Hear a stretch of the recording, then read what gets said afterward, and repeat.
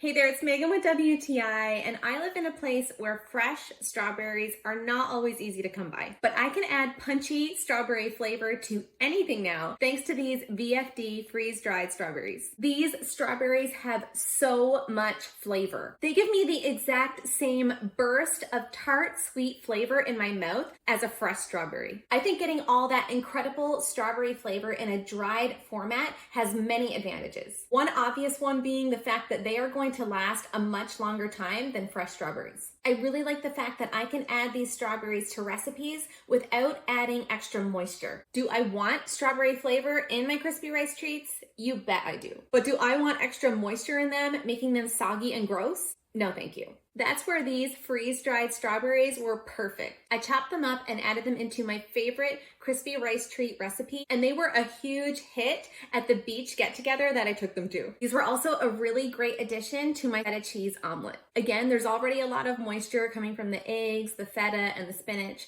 so the addition of these dried strawberries was just right. From now on, cereal companies no longer get to decide how many dried strawberries are going to be in my bowl of cereal. Thanks to these freeze-dried strawberries, it's now all up to me, baby. And that's my point of view.